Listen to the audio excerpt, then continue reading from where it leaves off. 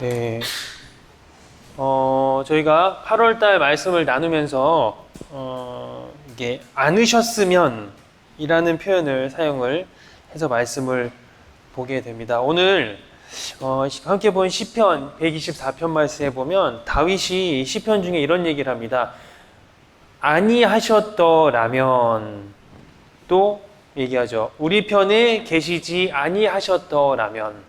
8월달 우리에게 주신 성서정가의 말씀을 제가 말씀을 보고 묵상하던 중에 이 표현 구절을 보면서 각각의 우리에게 주셨던 말씀 속에 하나님이 아니하셨다면 어떻게 했을까라고 이야기하는 이 다윗의 시편의 이 언어적 방법을 가지고 우리가 말씀을 나누어야 되겠다라고 생각해서 말씀을 시작을 했습니다.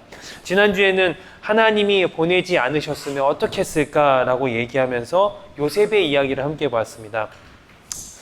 하나님이 요셉을 보내셨기에 훗날 요셉이 구원을 받게 되고 또 요셉의 가정도 구원을 받고 요셉의 형제들도 구원을 받고 더 나아가서 장차 이스라엘이 구원을 받게 되는 하나님이 약속하셨던 그 언약이 완성되는 이야기들을 함께 살펴보았습니다. 오늘은 그 두 번째 시간으로 이제 하나님이 도와주지 않으셨다면 어떡할 뻔했는가? 오늘은 이 도우지 않으셨다면 이라는 것을 이 이야기를 좀 나눠보려고 합니다. 우리에게 주신 오늘 성서정가의 말씀들 속에 우리가 성시로 시편과 성경 말씀으로 출애굽기서의 말씀을 함께 보았는데 우리에게 주셨던 말씀 간단히 좀 한번 생각해 보면 124편, 시편 124편은 하나님이 우리 편에 계셨던 것에 대한 감사의 고백을 얘기하고 있습니다. 출애굽기 1장과 2장의 말씀은 모세가 탄생했던 그 당시의 이야기들을 기록해 주고 있습니다. 오늘 말씀을 중간중간, 말씀이 좀 길어서 중간중간을 좀 잘라서 나누어서 봤는데 우리가 설교를 나누면서 좀 더 깊게 보도록 하겠습니다. 함께 보지 않은 본문 로마서 12장 말씀은 그리스도 안에서 새로운 생활을 어떻게 할 것인가를 권면하고 있는 바울의 이야기가 기록되어 있습니다. 그리고 마태복음 16장의 말씀은 베드로가 예수님을 향한 고백, 주는 그리스도시요 살아계신 하나님의 아들이십니다. 우리가 보는 본문, 요즘 보는 새번역에는 선생님은 살아계신 하나님의 아들 그리스도이십니다 라는 고백을 하게 됐던 그 사건을 기록해주고 있습니다. 오늘 우리가 본 출애굽기의 말씀은 모세의 탄생 이야기이기도 한데 다른 한편으로는 하나님이 이스라엘을 애굽으로 보내셔서 애굽에서 그러니까 이집트에서 살아갔던 이스라엘이 이제 고난과 환난을 겪게 된 역사를 기록해주고 있습니다. 말씀 그 시작 부분 8절에 이렇게 얘기하죠. 요셉을 모르는 자가 왕이 된 시대가 되었습니다. 그러니까 요셉을 모른다라고 하는 표현은 말 그대로 이스라엘을 환대하고 이스라엘에게 호의적이었던 이집트는 이제 없어지고 이스라엘도 다른 이주민 또는 이집트에 의해 점령당한 노예들이 된 타국인들과 같은 취급을 받기 시작한 것을 얘기해주는 상황이었습니다. 그 상황 속에 이스라엘이 겪은 상황을 오늘 말씀은 이런 일들을 그들이 이제 겪게 되었다라고 오늘 이 시대적 상황을 설명합니다. 첫 번째는 뭐냐면 이스라엘이 억압을 받기 시작을 합니다. 우리가 오늘 본 본문의 말씀이었죠. 11절이었습니다. 이집트 사람들이 공사 감독관을 두어서 강제 노동으로 억압했다. 그리고 곡식을 저장하는 성읍 비돔과 라암셋을 건설하는 일에 끌려갔다. 그래서 그들은 지금 뭘 하게 되냐면 강제 노동을 하게 됩니다. 또 노동을 하면서 일만 시킨 게 아니라 억압을 당하게 돼요.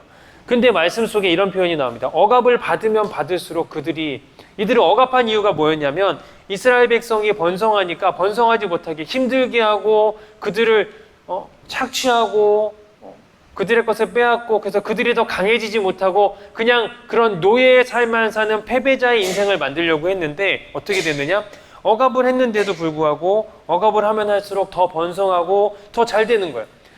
그래서 이집트 사람들은 이스라엘 백성들을 더욱 싫어하고 그들을 혹독하게 억압했다고 얘기합니다. 그래서 이스라엘 자손은 매우 힘든 삶을 살기 시작했습니다. 말씀에 또 그 다음에 이제 바로가 이런 일을 하게 됩니다. 16절 말씀입니다. 우리가 같이 본 구절이죠. 해산하는 것을 도와주는 자들을 불러다가 낳은 아들이 아들이면 죽이라 라고 얘기를 합니다. 그들에게 지금 뭘 얘기해요? 서로가 서로를 죽이라고 살인을 명령을 하게 돼요. 후손을 죽이라고 얘기하고 동족을 죽이라고 얘기를 합니다. 그러니까 서로 죽여야 되는 이런 상황을 그들이 당하게 됩니다. 근데 그 과정 중에 오늘 말씀에 나온 표현들처럼 이 산파들이 아이들을 죽이지 않습니다. 그리고 아이들이 또 건강하게 백성들이 잘 살아가요. 그랬더니 이제 어떤 일을 벌이게 되냐면 그들의 후손을 죽이기 시작을 합니다. 22절 말씀이었죠. 바로가 명령을 내립니다. 태어난 히브리 남자아이는 다 죽여라.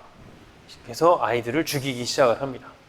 이렇게 이스라엘 백성들은 고난의 나날들을 살기 시작하게 됩니다. 강제 노역과 힘든 일로 그들은 육신이 지치고 피폐해져 갑니다.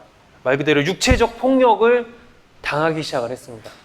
사람을 죽이라는 명령을 겪고 그것을 하지 않으면 그것에 대한 책망이 오는, 그래서 사람을 죽여야 된다라고 하는 정신적 억압과 폭력을 당하기 시작을 합니다.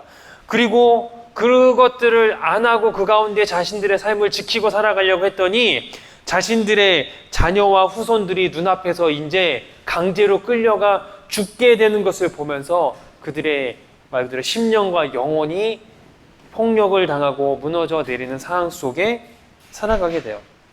그들은 이제 미래가 없는 삶을 살게 되는 거예요.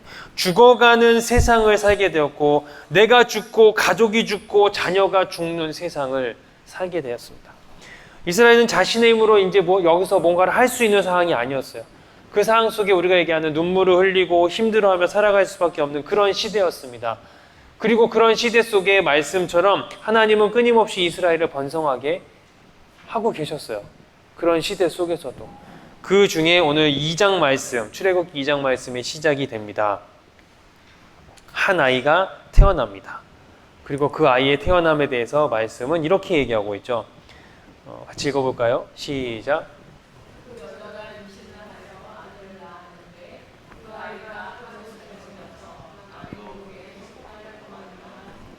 네. 아이를 죽여야 되는 상황이 됐는데 내가 죽이던 잡아가서 죽이던 죽여야 되는 상황이 됐는데 이 아이를 봤더니 여기 잘생겼다고 표현했는데 아이가 너무 이쁜 거예요. 그러니까 차마 죽일 수가 없어서 죽게 내버려둘 수 없어서 그 아이를 숨겨서 살리고 있었어요. 아마 이것은 당시 이스라엘 백성들 모든 가정의 이야기였을 거예요. 아이가 딱 태어났는데 남자아이네, 야 죽여 하고 죽이는 가정이 얼마나 됐을까요? 어떻게든 숨기려고 하지만 누군가가 신고하고 아이가 태어나 울음소리가 나고 이미 산모가 있다는 것을 다 체크해가지고 시기에 따라서 찾아다니면서 잡아 죽였을 거란 말이에요.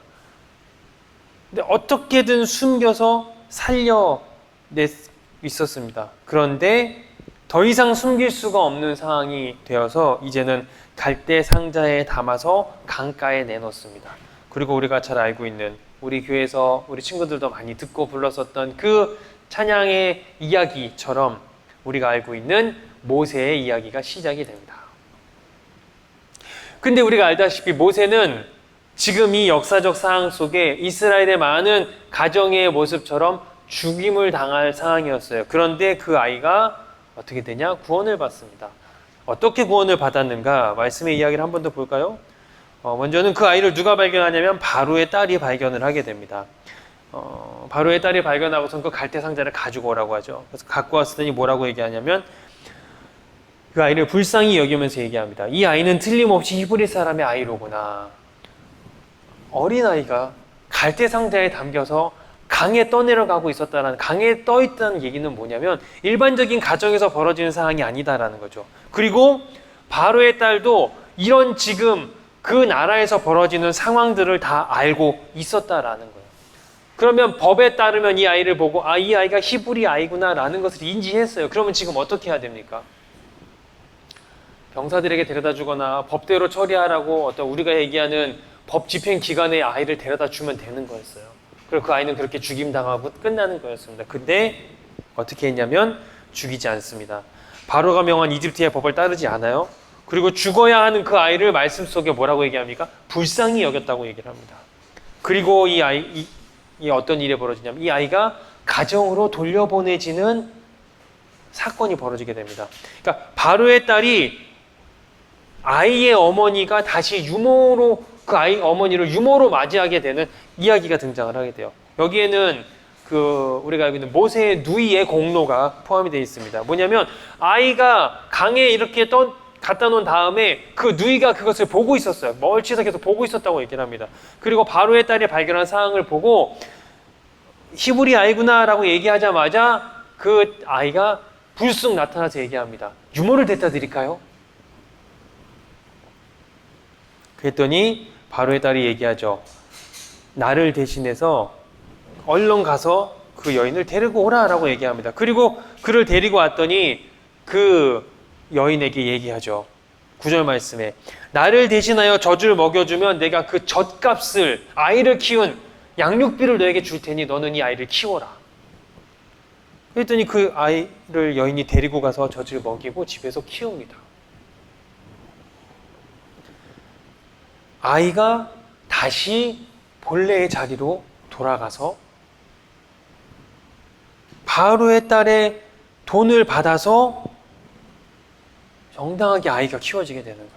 그리고 아이가 자랐습니다. 말씀에 보면 아이가 자란 다음에 그 아이를 이제 바로의 딸에게 데려갔어요. 그러니까 우리가 표현하는 이 자랐다는 기준이 어느 수준인지 모르겠지만 최소한 젖을 젖먹이 시기가 지난 다음 정도의 시간이 됐겠죠. 데리고 가요. 그랬더니 공주가 아이를 어떻게 하냐면 양자로 삼습니다. 그리고 너는 물에서 건져냈으니 네 이름을 모세라고 하겠다. 그러니까 그때까지 이 아이는 이름도 명확하지 않은 아이였던 거죠. 이 아이의 이름이 모세가 됩니다. 여러분, 이 사건을 통해 우리가 알고 있는 내용은 그것입니다. 이 아이가 구원을 받았어요. 어떤 구원을 오늘 이 사건 속에서 받았을까요?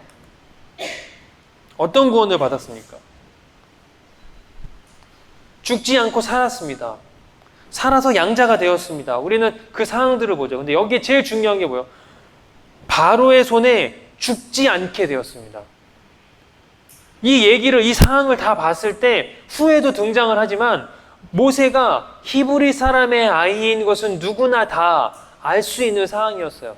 이 얘기가 다 흘러갑니다. 갈대 상자에서 아이를 발견했고 그 아이를 위해서 뭘 했고 그 아이의 어떤 유모를 통해서 그 아이를 먹였고 그 아이가 성에 들어왔어요. 근데 그 과정 속에서 어느 누구도 이 아이를 죽여야 됩니다라고 얘기하고 죽이지 못했어요. 왜 그랬을까요? 이 상황 때문에 그렇습니다. 하나님은 이 아이를 죽일 수 없게 만드셨던 거예요. 그래서 자라났고 후에 우리가 알고 있는 이스라엘의 출애굽의 지도자인 모세로 살아가게 됩니다. 이 이야기의 내용을 우리가 믿음으로 얘기하면 이렇게 표현을 하게 되죠. 뭐라고요? 하나님이 도우셨기에 이렇게 가능했다. 하나님이 돕지 않으셨으면 오늘 말씀의 이야기에 모세는 살아날 수 없었어요. 하나님이 갈대 상자를 바로의 딸이 발견하게 하신 것이었고 하나님이 바로의 딸에게 이 아이를 불쌍히 여기는 마음을 주셨고 하나님이 바로의 딸을 통해서 이 아이를 다시 가정에 돌아가 자랄 수 있는 상황을 만들어 주셨고 하나님이 바로의 딸이 그를 양자로 삼아서 모세라는 이름을 얻고 왕궁에서 또 왕과 후에 대면하고 이야기하고 할 수 있는 어떤 이스라엘의 대표적 어떤 위치에서 자라나게 하셨다라는 거예요. 우리는 믿음으로 이렇게 고백하죠. 하나님이 도우셨기에 가능한 일입니다. 라고 얘기합니다. 여러분, 우리는 말씀을 통해서 믿음의 고백을 할 때에 이 표현을 얘기할 수 있음을 우리는 알고 있습니다. 바로 하나님이 도우신다라는 표현이죠. 우리는 이 표현을 이런 식으로 얘기하죠. 하나님이 도우셨습니다. 우리의 지나간 시간을 통해 얘기합니다. 또 지금 우리의 삶을 보면서 우리 어떤 순간적 상황을 보면서도 얘기합니다. 하나님이 도우십니다. 라고 얘기합니다. 그리고 또 누군가에게 믿음으로 선언하고 고백합니다. 하나님이 도우실 것입니다. 여러분, 표현 그대로입니다. 우리는 이 믿음이 없이는 하나님 안에서 우리의 믿음을 지키고 하나님을 보고 의지할 수 없는 연약한 존재들입니다. 하나님이 도우십니다. 하나님이 도우실 것입니다. 근데 말씀을 통해 오늘 이 이야기가 인류 역사 속에 진행되어져 왔던 그 인류의 역사 속에 하나님이 우리 인간들과 사람들과 하나님의 백성과 또 우리의 선진들과 그리고 지금 이 시대를 살아가는 우리의 가정과 우리와 나에게 하시는 말씀이요 하나님이 우리와 관계하시는 방법임을 기억해야 된다는 거예요. 그게 뭐예요? 하나님은 도우시는 분이다라는 겁니다. 그리고 하나님은 도우시는 분인데 실제로 도우신다라는 거예요. 그리고 절망 가운데, 어려움 가운데 도우신다라는 거예요. 이것은 우리의 믿음이고 우리의 삶에 드러나고 있는 사실, 영어 한마디 써볼까요? 팩트입니다. 누군가는 오늘 이 사건을 바라보면서 이렇게 얘기할 수도 있습니다.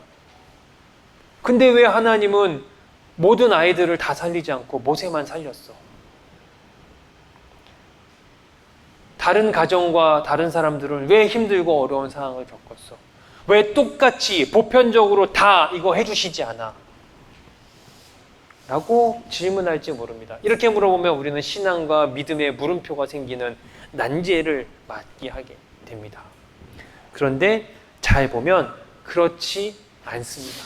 무슨 얘기냐? 하나님은 각자의 처해진 상황 속에서 늘 돕고 계십니다. 오늘 말씀처럼 모세가 기적같이 살아난 이런 사건만 우리에게 벌어지는 것이 아니라 하나님은 각자 처해진 상황 속에 늘 돕고 계신다라는 거예요. 오늘 말씀 속에 드러난 하나님의 도우심들이 있습니다. 그 말씀 속의 도우심을 말씀은 뭐라고 표현하고 있냐면 번성이라는 표현을 가지고 그들에게 어떤 일어난 상황들을 표현해주고 있어요. 무슨 얘기인지 하나씩 살펴보기 원합니다. 첫 번째로 하나님은 이스라엘을 번성케 하고 계셨습니다. 12절 말씀입니다. 그들이 억압을 받을수록 그 수가 더욱 불어나고 자손이 번성하였다. 여러분, 이스라엘 백성들은 억압을 당하고 있었습니다. 바로는 그렇게 해서 그들이 번성하지 못하게 하려고 했고 그들이 패배자가 되고 그들이 희망이 없는 백성이 되게 만들려고 했습니다. 그런데 말씀처럼 어떻게 됐어요? 하나님이 번성케 하셨다라고 얘기해요. 오히려 더 불어났다라고 얘기합니다. 자녀들이 잘 태어났다라는 거예요.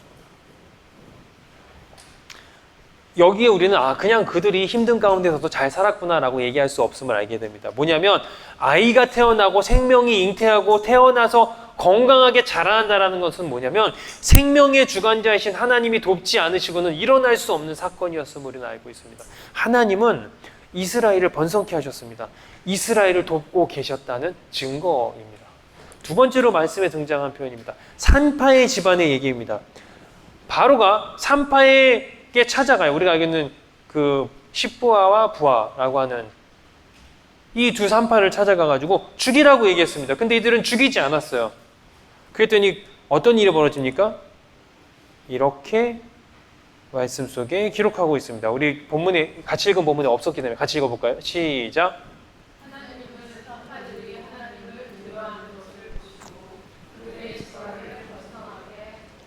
산파들이 하나님을 두려워하는 것을 보시고 우리가 봤던 말씀으로 가볼까요? 17절 말씀에는 뭐라고 얘기했냐면 하나님을 두려워해서 아이들을 죽이지 않았습니다. 산파들은 하나님을 두려워했다고 얘기합니다. 이 두려워했다는 표현은 뭐냐면 언어적 표현으로는 두려웠다는 표현을 더 명확하게 쓰고 있지만 이 단어의 여러 의미들 속에는 하나님을 경외했다, 하나님을 경배했다, 하나님을 섬겼다라는 표현이 다 같이 포함되어 있는 언어입니다. 그래서 하나님의 말씀, 하나님이 원하시는 뜻을 기억해서 그들은 죽이지 않았어요. 살인하지 않았다고 얘기하는 겁니다. 그랬더니 그들은 원래 그렇게 하면 그들에게 무슨 일이 벌어져야 돼요? 바로의 말을 듣지 않았으니까 바로의 명예에 의해 흔히 얘기하는 목이 달아났어야 됩니다. 근데 그들에게 일어난 일은 바로의 해코지가 바로의 어떤 복수와 같은 징계가 아니었다라는 거죠. 하나님의 도우심이었어요. 뭐라고요? 하나님은 그들의 집안을 번성하게 하셨다. 이 번성의 의미가 어디까지인지 모르겠습니다. 다 우리가 헤아릴 수 없지만 분명하게 얘기하십니다. 이스라엘을 번성하게 하신 것처럼 하나님은 이 가정도 번성케 하셨다라고 얘기해요. 여러분, 하나님은 도우시는 하나님이라고 얘기했습니다. 하나님은 우리가 하나님의 뜻 가운데 살아갈 때 우리를 돕고 계십니다. 오늘 우리가 봤던 시편 말씀에 다윗도 이야기하죠. 뭐라고 이야기하고 있습니까? 시편의 이야기였습니다. 같이 한번 읽어보겠습니다. 시작.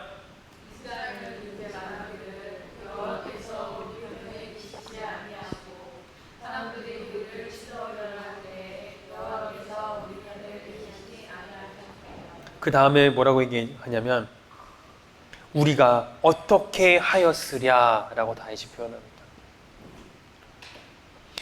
하나님이 돕지 않으시면 우리가 어떻게 했겠는가라고 얘기하는 거예요. 바울의 경험이었고 믿음이고 고백입니다. 우리가 처해진 상황을 다 알 수 없습니다. 여러분, 우리가 지금 말씀 속에, 지금 다시 본 이 말씀 속에 다윗의 인생을 보십시오. 우리 친구들, 우리 성도님들, 올해 우리가 다윗이라는 재미난 그리고 의미 있는 영화를 같이 보고 왔죠. 다윗의 삶은요, 늘 순탄하지 않았습니다. 잘 되는 것처럼 보였습니다. 하나님이 기름 부으시고 왕으로 선택되어지고 하나님이 뭔가 막 그에게 일어날 것처럼 했습니다. 근데 그의 인생은 그 순간에 그동안 자라왔던 하나님이 선택했다는 그 순간, 그 찰나의 어떤 상황 이후에 그의 삶은 꽤 오랜 시간 동안 이렇게 살고 싶지 않아 라고 이야기할 만한 환난과 역병의 순간이었습니다. 눈앞에 있는 왕인에게 창을 던져 나를, 말씀 그대로 창으로 나를 벽에 꼽아버리려 했다. 말씀은 그렇게 얘기하죠. 그런 일들이 막 벌어집니다. 도망갑니다. 그러나 그 모든 어려움 속에 살아갔던 다윗, 그는 분명히 얘기하죠. 여호와께서 우리 편에 계시지 않았으면 어떡할 뻔했는가. 하나님의 도우심에 대한 고백이었습니다. 여러분, 우리 오늘 말씀을 통해 분명히 깨달아야 됩니다. 왜 이 상황에 돕지 않으십니까? 왜 이렇게 하시지 않습니까? 그것은 우리의 생각이고 우리의 판단입니다. 분명한 것은 하나님은 시마다 때마다 필요에 따라 하나님이 우리와 함께 하실 하나님의 계획에 따라 우리의 삶을 분명하게 도와주셨고 도와주시며 도와주실 거다라는 겁니다. 우리는 이 믿음, 이 확신, 그리고 오늘 표현 하나님이 나를 도우십니다. 돕지 않으시고는 내가 살아갈 수 없고 살아왔을 수 없습니다라는 이 고백이 우리에게 있어야 한다라는 거예요. 그렇다면 우리를 돕는 하나님 앞에 우리는 어떻게 살아야 될 것인가? 말씀에 그 정답이 있습니다. 바로 좀 전에 얘기했던 산파들의 이야기입니다. 산파도 오늘 말씀에 뭐라고 얘기했습니까? 17절 말씀에 이렇게 얘기합니다. 하나님을 두려워하였으므로 이집트 왕이 그들에게 명령한 대로 하지 않고 남자아이들을 살려두었다.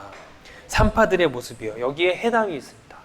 첫 번째 해답은 하나님을 두려워했다라고 얘기합니다. 말씀 그대로 무서워했다라는 뜻만 있지 않다고 얘기했습니다. 경외하고 경배할 줄 알았다라는 거죠.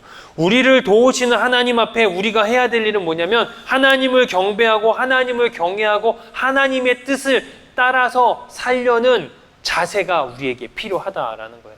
흔히 얘기하는 우리의 믿음과 신앙의 자리입니다. 우리가 자주 듣고 쉽게 발견할 수 있는 신앙의 모습이요. 그 다음에 이들이 했던 모습이 중요합니다. 바로 자신의 할 일을 제대로 해야 됩니다. 무슨 얘기일까요? 산파들은 뭐 했습니까? 바로의 명을 어기고 아이를 살려두었어요. 아, 이들은 아이를 살려두었구나라고 우리는 봅니다. 근데 이걸 더 근본적으로 봐야 됩니다. 무슨 얘기냐? 여러분, 산파가 뭐 하는 사람입니까? 아이를 태어나는 것을 돕는 사람이에요. 우리가 그냥 아이 받는 사람이에요. 아이가 태어나게 하는 사람입니다. 이들이 할 일은 아이가 태어나면서 죽거나 문제가 생기지 않도록 그 아이가 건강히 잘 태어나도록 그 아이를 살아갈 수 있도록 해줘야 되는 그 역할을 하는 사람이 산파예요. 하나님을 두려워해서 이 산파들은 오늘 뭐 했습니까? 아이를 받았습니다. 남자아이를 받았습니다. 남자아이가 잘 태어나게 했어요. 산파들은 자기 일을 한 겁니다. 내게 주신 일, 내게 맡겨주신 일을 잘했다라는 겁니다.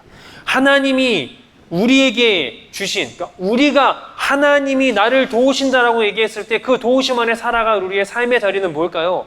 우리의 할 일, 내게 주신 일, 내게 맡겨진 일, 내가 해야 할 일을 잘하는 것입니다.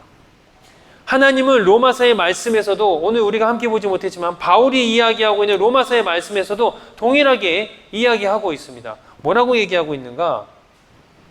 로마서에 보면 우리의 삶을 거룩한 산 제사로 하나님 앞에 드리라고 얘기합니다. 마음을 새롭게 해서 하나님의 뜻을 분별해 살라고 얘기합니다. 그러면서 바울이 이렇게 얘기합니다. 제가 읽어드리면 하나님께서 우리에게 주신 은혜를 따라 우리는 저마다 다른 신령한 선물을 가지고 있습니다. 가령 그것이 예언이면 믿음의 정도에 맞게 예언할 것이요, 섬기는 일이면 섬기는 일에 힘써야 합니다. 또 가르치는 사람이면 가르치는 일에, 권면하는 사람이면 권면하는 일에 힘쓸 것이요, 나누어주는 사람이면 순수한 마음으로, 지도하는 사람이면 열성으로, 자선을 베푸는 사람은 기쁜 마음으로 일을 해야 합니다. 바울은 뭐라고 얘기합니까? 예언하십시오. 섬기십시오. 가르치십시오. 권면하고 순수히 나누고 열성으로 지도하고 기쁨으로 베푸십시오 라고 얘기합니다. 그것을 어떻게 하라고 표현하고 있습니까? 제일 마지막에 기쁜 마음으로 뭐 하라고 얘기해요? 그게 뭐라고요? 일을 하라고 얘기합니다. 바울은 사람들에게 얘기합니다. 일을 하십시오. 당신에게 맡겨진, 당신이 할 수 있는, 당신이 하라고 하신 그 일을 하십시오라는 거예요. 내가 할 수 있고 해야 되는 그 일을 성실히 하라고 얘기하는 거예요. 곧 주어진 삶에 최선을 다해서 그 삶을 살아가라라고 얘기합니다. 이것이 우리를 도우시는 하나님 앞에서 우리가 해야 되는 삶의 자리다라는 겁니다. 여러분, 오늘 말씀 속에 도우시는 하나님의 이야기를 나눴습니다. 성경 말씀을 보면 우리가 이렇게 감탄하며 이야기를 합니다. 하나님이 도우시지 않으면 어떡할 뻔했는가? 그렇습니다. 하나님이 도우셔야만 됩니다. 그리고 하나님이 늘 도우심을 우리는 믿음으로 고백하게 됩니다. 여러분, 오늘 말씀처럼 말씀 속에 등장해 도우신 그 하나님의 모습을 기억하고 또 그 말씀 속에 도우신 하나님이 여러분들의 삶과 함께하여서 하나님을 만나는 여러분들이 되시기를 축복합니다. 더 나아가 도우시는 하나님 앞에 우리의 삶이 경배자의 삶이 되기를, 그리고 내게 맡겨주신 일을 잘 감당하는 그러한 삶을 사시기를 주님의 이름으로 권면합니다. 우리가 비전 트립의 이야기들을 안 할 수가 없을 것 같습니다. 우리가 준비하고 마음에 품고 하나님의 뜻 가운데 나아갑니다. 제 꺼주세요. 우리가 하나님의 뜻 가운데로 나아갑니다. 제가 이것들을 준비하면서